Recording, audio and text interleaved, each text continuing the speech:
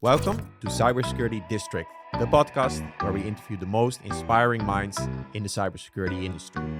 Get ready to meet our next guest in the district.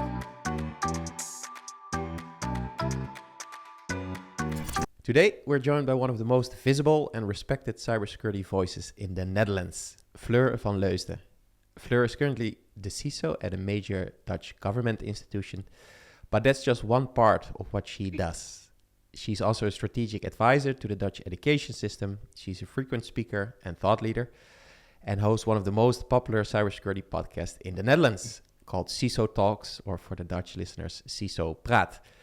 With a background in criminology, Fleur started her cyber journey in law enforcement, first at the Dutch National Police and later at the Dutch Forensic Institute.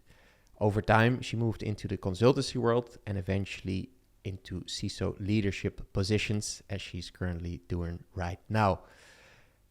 It's very excited, Fleur, to have a fellow podcast producer and host. Yes, So, Podcasters welcome. Unite. Yes, thank you. Podcasters Unite, finally. What is it like to be on the other side of the microphone? I've done it a few times. I've been interviewed before, but it's now that I've got my own podcast, you look at things differently. So you pay attention to podcasts when you listen to podcasts. You listen to them differently. You're like, I would have edited that part out, or you'd go, this sound should have been mixed out or whatever. So yeah, you listen to podcasts in a different light. You make me feel a little bit nervous now. Fleur. Yes, you're gonna have to do flawlessly the editing, everything, because I'm gonna be paying attention. No, I'm kidding. No. No, it's very nice.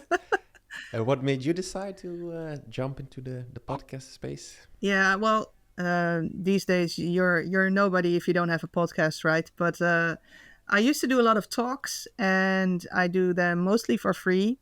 A few exceptions, but what happened was that sometimes people would come over to me. They'd be like, I listened to your talk. It was so good. I would love to have my colleagues or people I know hear your speak or whatever you talked about.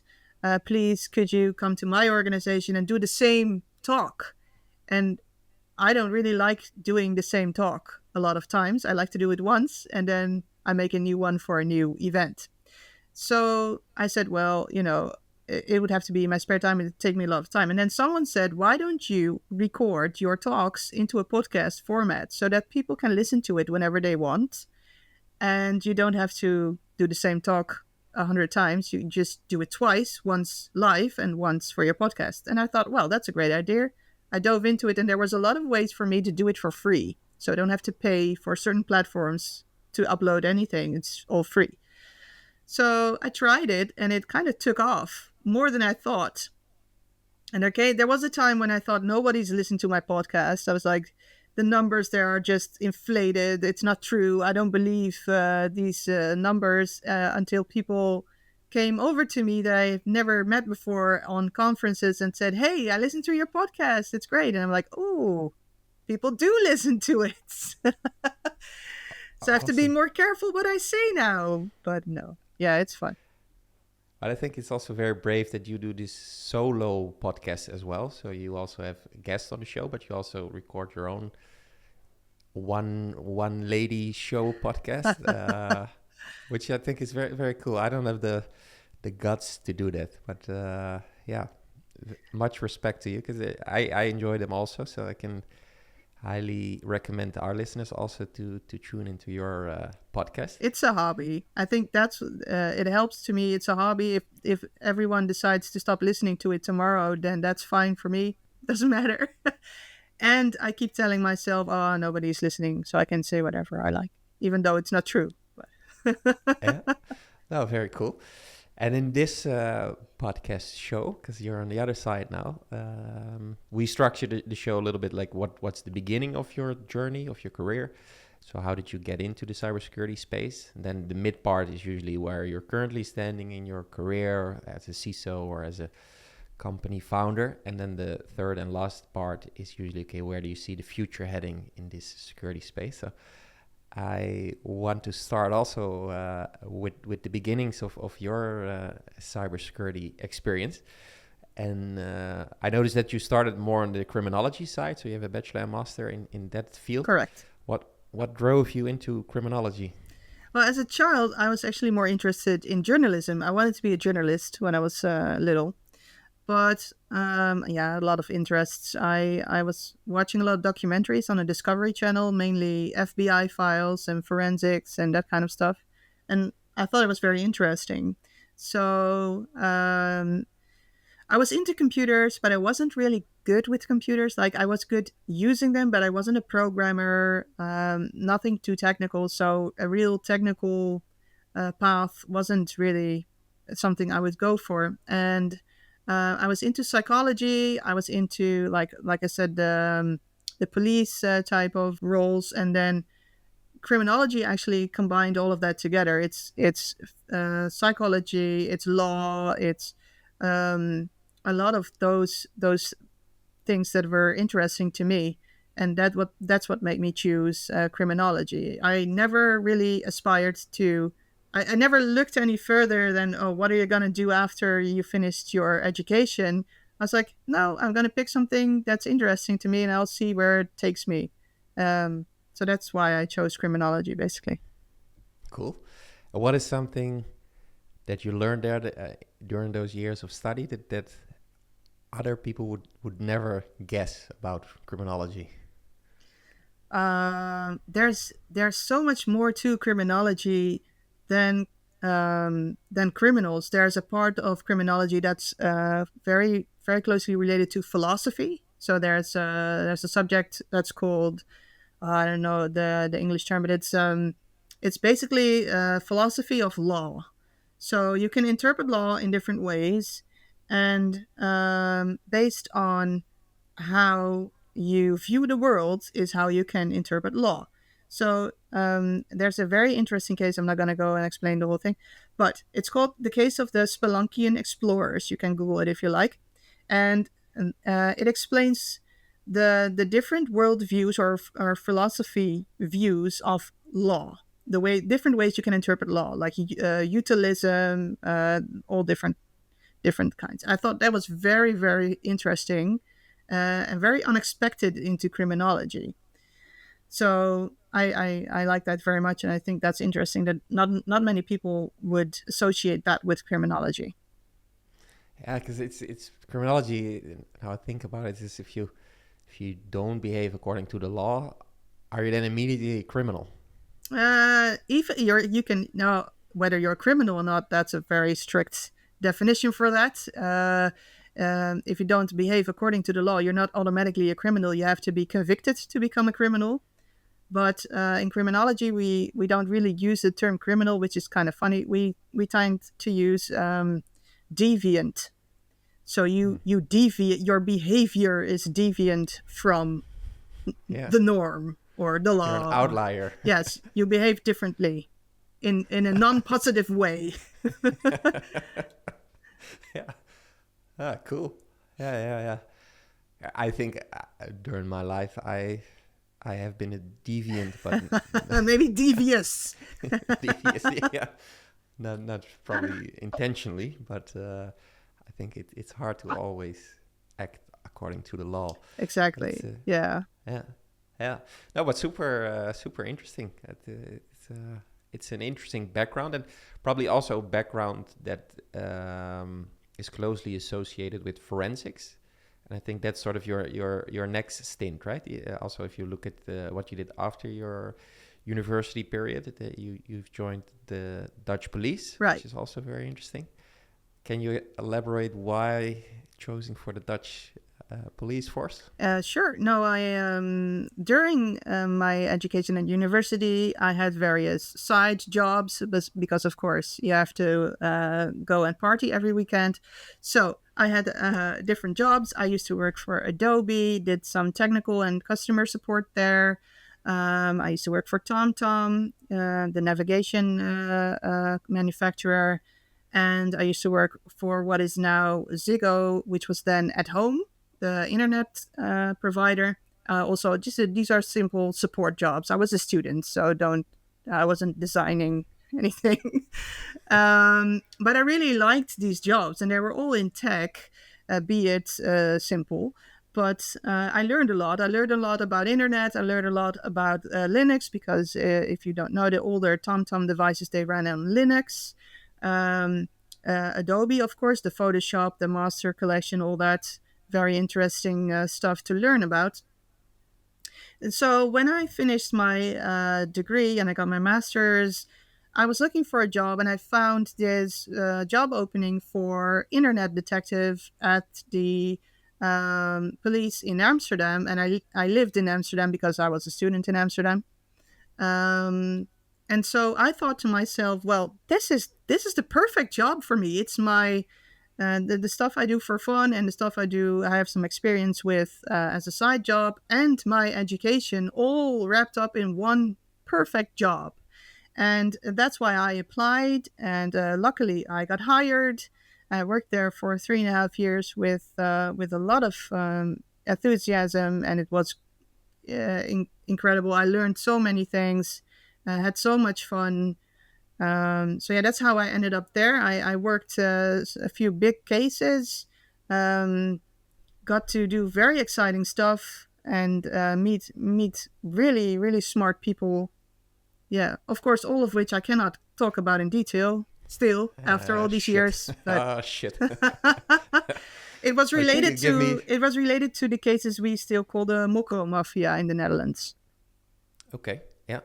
And then it was really going into sort of encrypted messaging back and forth? No, or, it's not that exciting. No, unfortunately not. No, the stuff that I did, I was an internet detective. So what I did was I was like a supporting character to the rest of the detectives.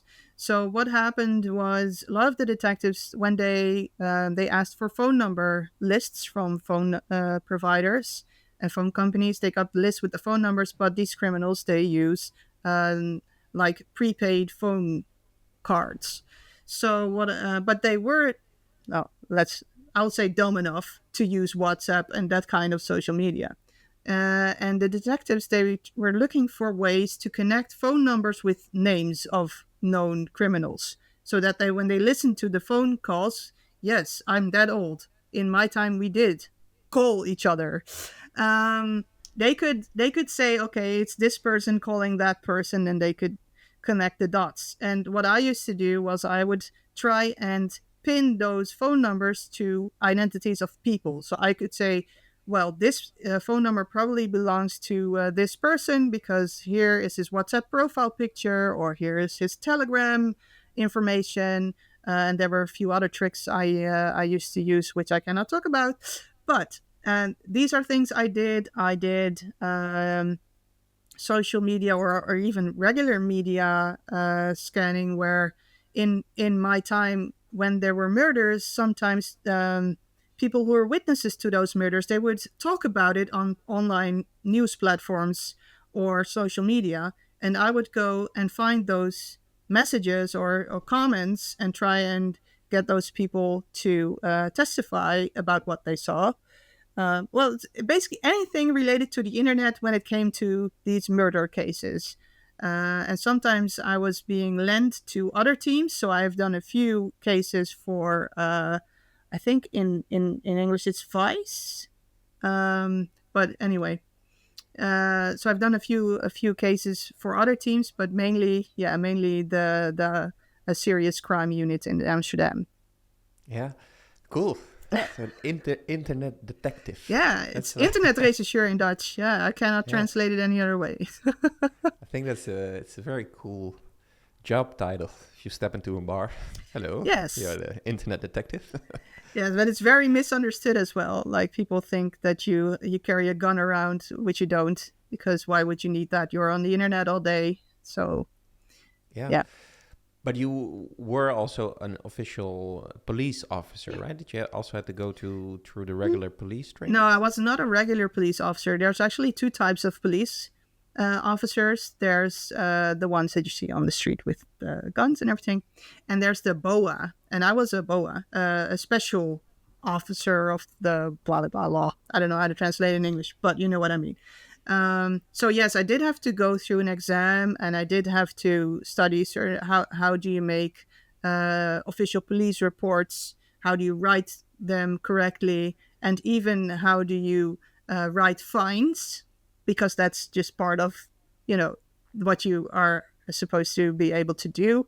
But I did not carry around a gun. I didn't have to learn how to drive with a police car with sirens or anything like that. No, I Oh, wanted okay. to, but they said, we cannot miss you for too long, because that would take 2 years if I wanted to do that. And they said, well, we need you in those 2 years, so you can't go to the police academy and train for that. So unfortunately, that never happened. But I did have a S- badge. So stay an internet detective, and I think that is only becoming more and more important. Yeah, it's also interesting what you said about finding the witnesses, because they leave their traces also on social media. I think nowadays that happens more and more often. So I think you were really in there in the beginning days of everything that happens. And I think now the function might also be called different.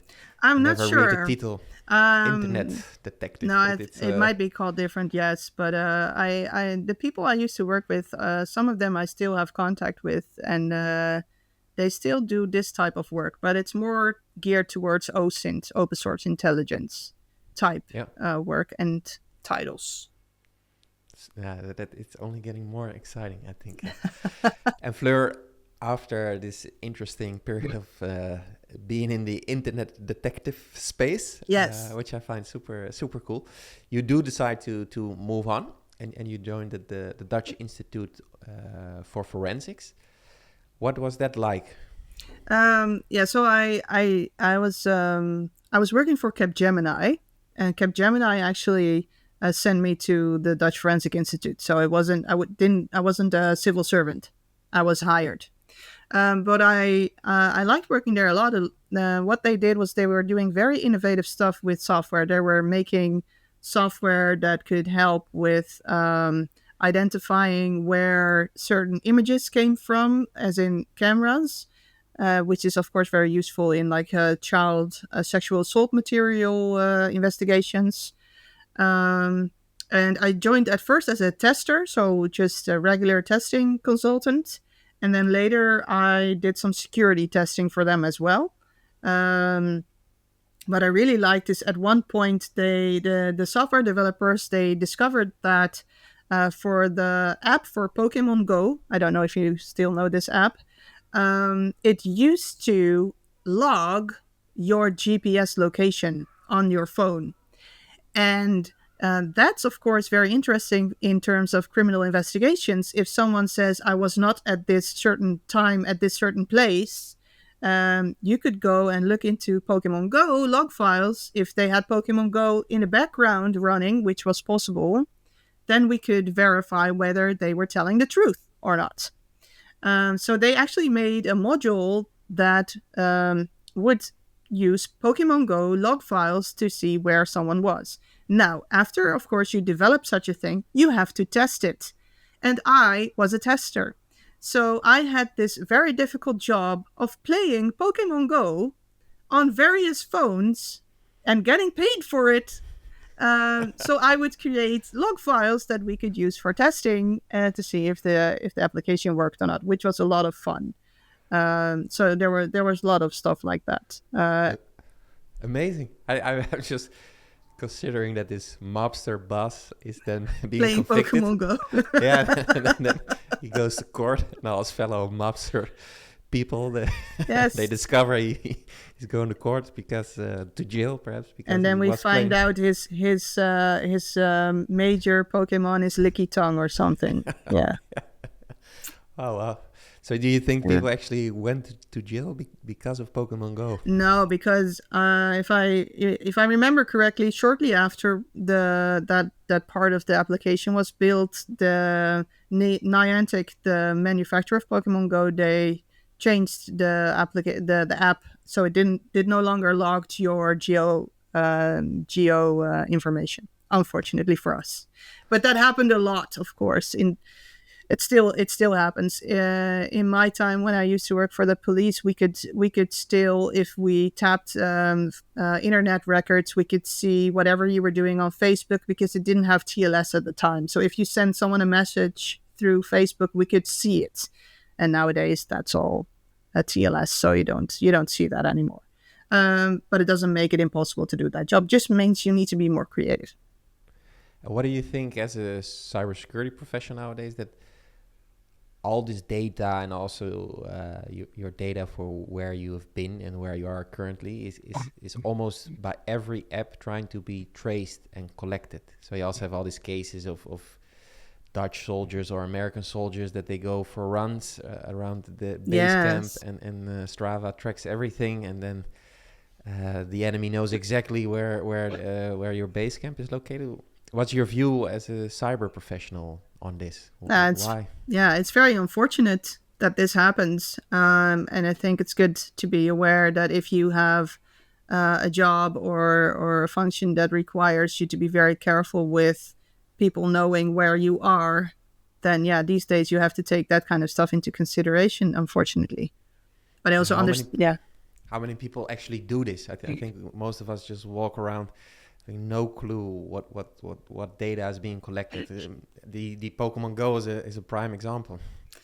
Yeah, I think again, if you work at a bakery or whatever, and it's not a very important job, then who cares if you have Pokemon Go and it stores your geolocation up to a certain point, of course. But if you are a very important government function person, or you work somewhere with very niche technology, then maybe installing Pokemon Go on your phone might not be a very smart idea. But that's why you hire people like me whose job is to tell you maybe not do that. So we all need each other.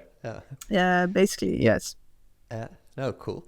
And as you said, you joined Capgemini, and through Capgemini, you worked at the Dutch Institute for Forensics. Yes. I think there you also learn a lot. So you have the criminology side, then you dive deeper into testing, software testing, a bit of the forensics. And then you sort of take the leap of faith to really go hardcore into cybersecurity. What triggered you for this next venture? Well, when I worked for Capgemini, I said I want to be more involved with pen testing, hacking. That I found that very interesting, and so I'd done a few courses. But for when I worked there weren't really jobs at Capgemini that would fit with my ambitions and my background, and so I got offered a job to work for the Dutch Safety Board. De Onderzoeksraad voor Veiligheid in Dutch.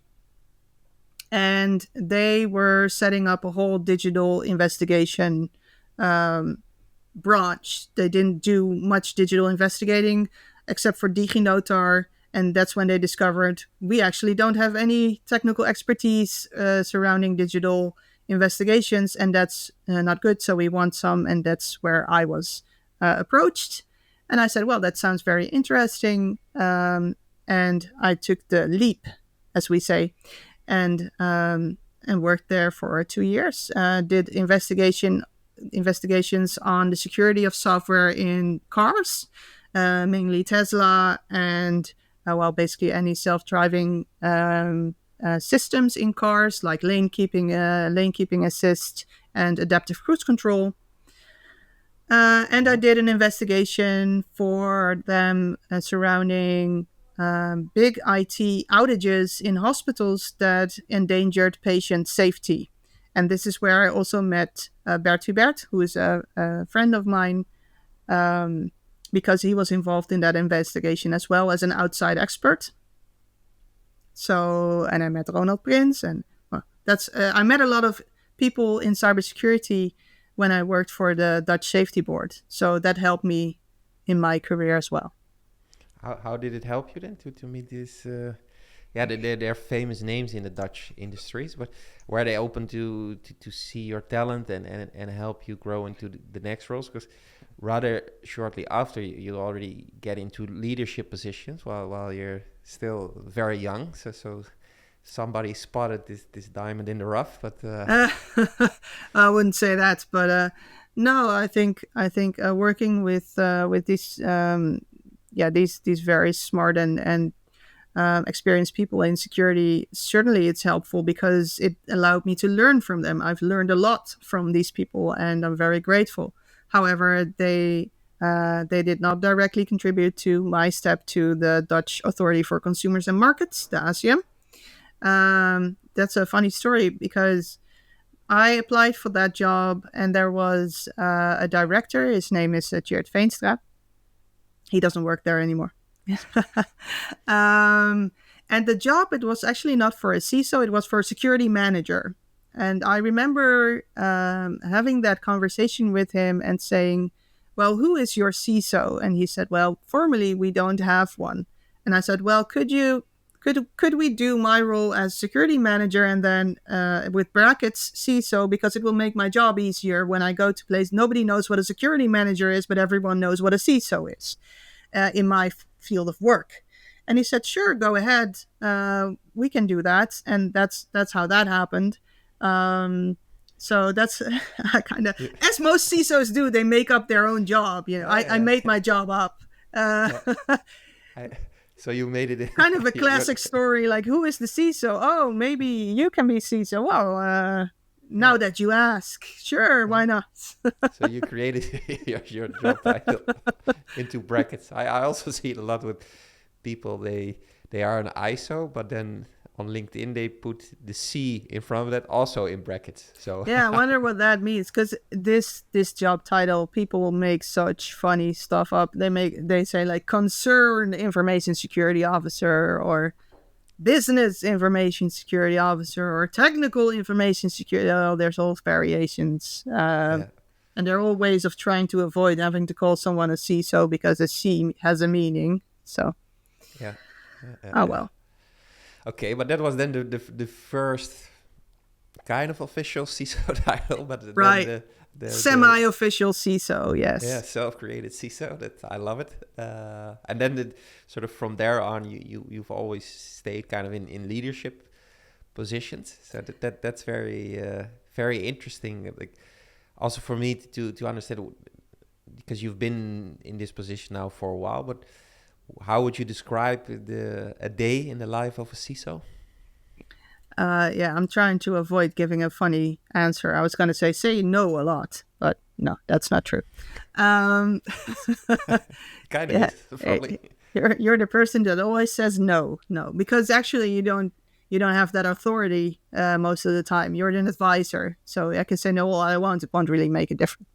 But no, a day in the life of a CISO, it used to be a lot of meetings, but I'm trying to avoid those more and more, like work more, talk less, which in my case is hard because I like talking. No. You're a podcast host, right? Yeah, that's why I started a podcast, so I can talk more. But no, it's very varied. In my case, because I'm not just the CISO for where I work, I'm the only official security employee, so I do everything. Data breaches, incident response, a bit of forensics sometimes, but also strategy, vision, policy, buying new services, cloud security, vendor management, risk analysis. It's basically anything you can come up with. It's on me because it's me, myself, and I. So, and it's trying to find a balance between everything, which can be difficult because operational issues tend to take precedence over anything strategic or long term. But I manage, and I tell people when I think it's too much and I need help, and I get help when I ask for help. So, and that makes this job just very interesting because it's different. All the time. It changes all the time. And because of where I work, you can have a plan and then all of a sudden you can throw the plan out of the window because politics. So, yeah, it's diverse. And how, because you just mentioned some of the activities that you're involved with. I guess you have to juggle with a lot of different hats. But how do you prioritize? Because you also said some things just appear out of the blue, so my whole strategic plan goes straight into the trash bin. But how do you set priorities? What have you learned over the last years to stay sane? To stay sane, it's very important to always tell yourself this is not my company. So your my job is not to save my company or organization from every single possible security risk. My job is to inform and advise. And as long as I inform and advise at the best of my abilities, then I have done my job. Which does not mean that everyone always has to do what I say.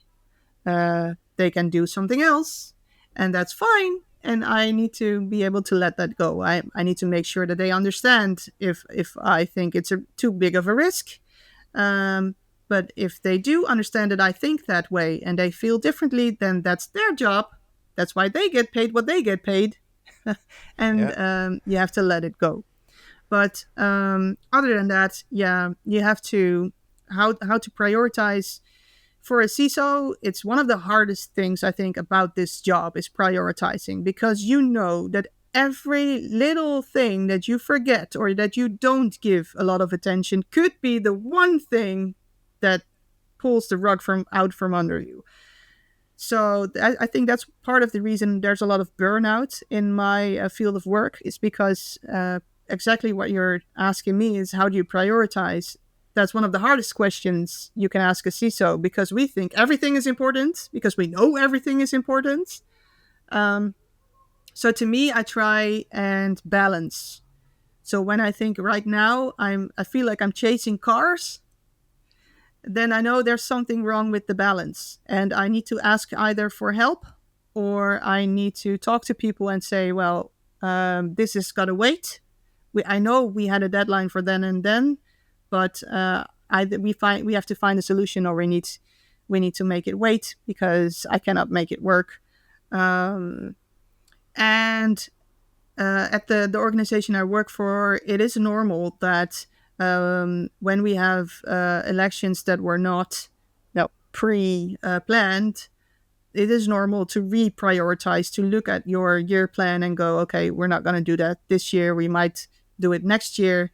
You are expected to look at your work that way. It's normal for us. And so I do. You don't. Nobody has to ask me. I know already when there's new elections and it wasn't planned. First thing I do is I grab my year plan and I go, well, what can we scratch to make room? Yeah. Yeah. So you go back to the drawing table. Yes, and I discuss it. Of course, it's not just me that decides for security what we do and don't do, but I make suggestions. I said we could move this to next year, and because there's compliance to keep in mind as well. You cannot endlessly postpone compliance-related Yeah. tasks, because that's going to bite you in the end. I don't want to go a bit deeper because it triggered also something in me. Sometimes you know you're going to be very busy and then there are more people asking for a favor, or you know there's a deadline approaching for something that might not be super important. But for me, I think I'm also a bit of a people pleaser. So You I don't find want to it, say no. I don't want to say no, especially not if it's 1 or 2 days before the meeting should take place. So knowing how hard it is for a CISO to prioritize, and then if something happens in the schedule, you probably have to start saying no to other things to prioritize the most important things. But what type of character then fits into a role of a CISO if you have so many different priorities to manage? That means also maybe letting down people that were expecting something from you. Do you need thick skin, or what's your view on it? I'm laughing because it's classic for CISOs is to say, if we wanted to make friends, we should have chosen a different field of work. Like, no one, when we walk into a room, goes, oh, now it's going to be fun. The CISO just entered, that doesn't mean that we are not liked. I like to think people like me as a person. Uh, but but I can imagine they're not really enthusiastic when they have a project and the last thing they think about is security, which is not smart to do anyway. But hey, let's say that happens, and I come around and they're not like, oh great, now we're gonna have a fun conversation. However, yeah, so you need thick skin obviously because you're the Debbie Downer of the board, as I've said before. You're always the one that goes, no, have you thought this through? Are you sure? The risks and this and that. And like I said, if you wanted to make friends, then maybe you should have chosen maybe you should have chosen HR or something. I don't know. Recruitment. Yeah, you have to be very good at making friends there. So yeah, no, you have to have thick skin, and when it comes to prioritizing and what type of character you need flexibility. You need to be flexible. Like I said, if something strange, anything can happen. We can have a very large outage in 5 minutes. I would have to call off this podcast. I'm sorry, but I have to go and work on this. And you have to be able to make those decisions and vigorously prioritize. Like, this can wait. I know it's important, but this is more important. And talk to people and manage their expectations. So if someone comes to me with their project and they say, well, there's a deadline and I have to have your feedback by tomorrow, then if I can manage, I will give it to you. But I will also tell you, don't do this again. You know that your deadline is tomorrow. You knew you wanted my feedback. Next time, come a month earlier, because this is a risk for you, that if I wasn't able to change my schedule and give you the feedback, then... And that's why you have to be in a good position as a CISO. I could have gone to the director and said, you're going to have to intervene here. There's a project with a deadline. I haven't been able to give the security feedback or advice that it needed. So that's going to really mess up your plans. But in the first thing I'll do is see if I can make it work. Yeah. That's why I said flexibility. Yeah.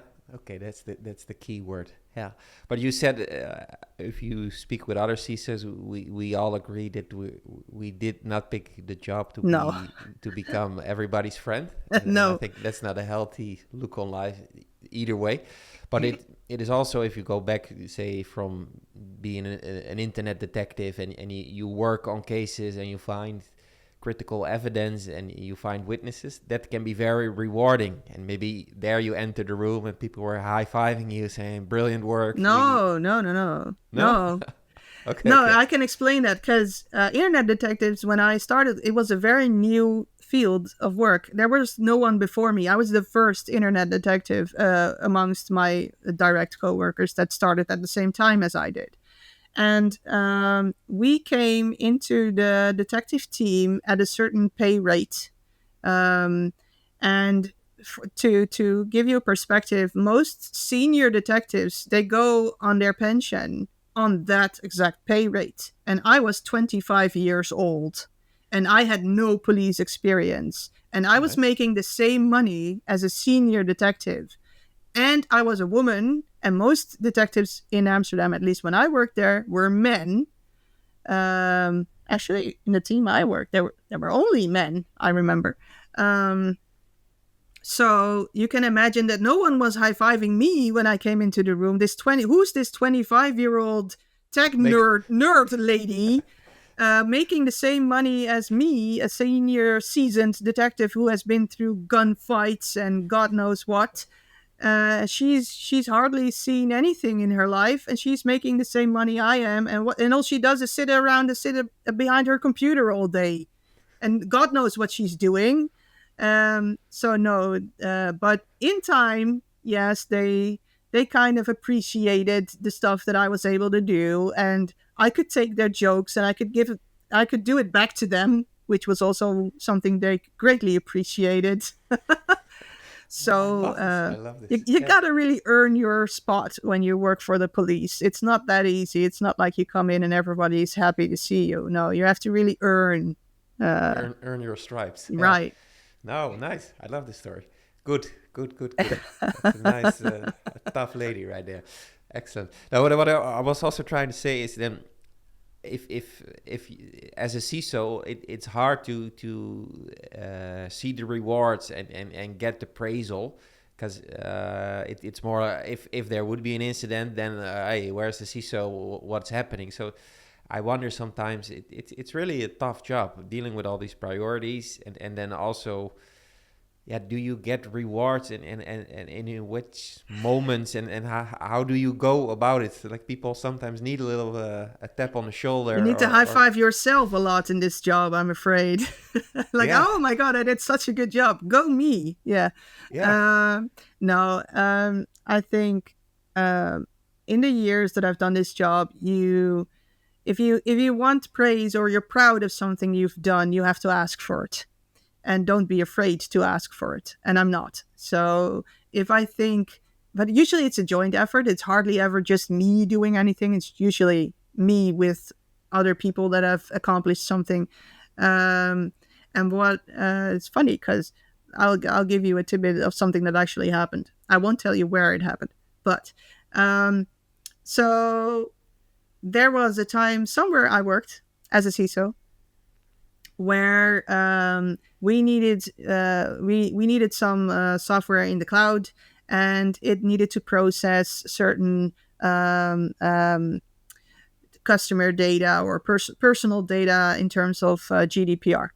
And so, as a CISO, I said we need to do I don't know the English word actually, DPIA, the privacy impact assessment. I think it's the same, data privacy impact assessment. It's just GPIA. And we need to do a risk assessment because it's not just GDPR, it's also important for us to know risks in general. And so we did. I say this as if that's not a lot of work. It actually is a lot of work. And this is one of the instances where I said it's too much for me, as I have too much on my plate to do all this by myself. I need help. And we got help in the form of a very experienced consultant. And together with a lot of other people, we made the DPIA. We did the risk assessment, and we sent it all to the data protection officer. It's the functionaris gegevensbescherming in Dutch. And we got the reply that she was very, very impressed by what we did. She gave a lot of compliments, which is rare because they are like CISOs. We're very critical. And I could have, I got that on that email, and I could have just said, well, go me and go team. But instead, I decided to send that email to forward it to the director of where I worked, and say, look, we got compliments. We did a good job. Even the data protection officer is impressed with us. So just so you know, you can rest easy because, we've got it all under control. And that's why I said you have to basically high five yourself or kind of ask for praise. Because, like you said, if you do your job well, nothing happens. And if you do it poorly, something happens and you get told you did poorly. So if you want people to say you did a good job, you're gonna mostly have to ask for it.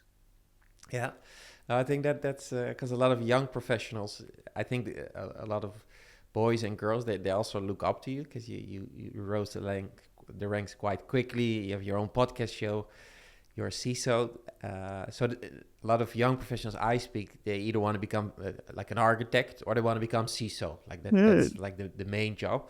But some people might also underestimate a little bit how tough the life of a CISO can be. What I like what you said before is also that you said, yeah, my role is just to advise the rest of the organization to keep us safe and protect ourselves.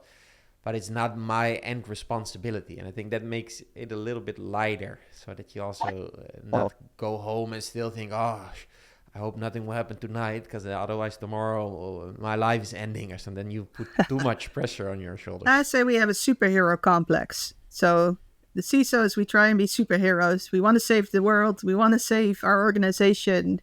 And if we feel like we are failing or if we get hit by a large incident, it hurts us personally because of our superhero complex. And basically we have failed as we feel. And I have that too. Like, it's not true that I think about everything that lightly. When things get really intense, I also, identify with the decisions made and go, why? But you have to eventually let it go. Yeah, there's no other way. No, No, but that's good. Good self-reflection also, and that you also recognize it with other people. It's probably also good that there are these CISO communities, and I do think the cyber industry it's everybody kind of knows each other and supports each other. So that's also nice to see, especially on the CISO level. I think for CISOs it's very important. It's also because when your organization gets hit with a major incident and it's all over the news, I think it can feel for a CISO as if the world says you have failed, whilst actually, like I just talked to you about, you're an advisor. So what I like to do is when these types of things happen, and I know the CISO involved on social media or when I talk to people, I say, well, have you ever considered that maybe this CISO has been warning about this risk for years and no one listened to them? And now it happens and they get all the blame. How unfair is that? Yeah. Like I said before, if you have to really rigorously prioritize and you get hacked or breached because of a stupid little thing that you just thought, you knew about it, but it wasn't in the grand scheme of things. You chose to prioritize something else, and it ends up being the one thing that got you hacked. How much can you really blame that on a CISO? So when we talk in terms of community, I know from my fellow CISOs, if anything ever happened to my organization, they would treat me the same. They would also think, well, she probably warned about it 100 times, or, I would not feel judged by them. I would probably feel judged by the rest of the world. But my fellow CISOs, we know what the deal is. So yeah, nice. Yeah, maybe that's a nice bridge, Fleur, already to the last question of our interview. And that's always, if you can send one signal message to all the CISOs across the world, so think big. Oh, my Lord. What would that message stay?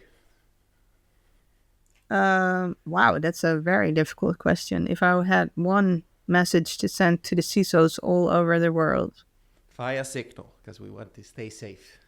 Well, I wouldn't personally per se say that signal would be the way to go. But anyway, that's details.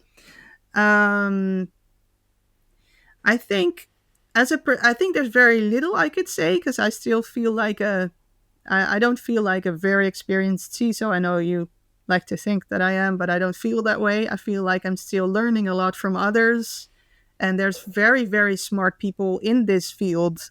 So who am I to advise my fellow CISOs? But yeah, I would say go to bed at night knowing you've done your job.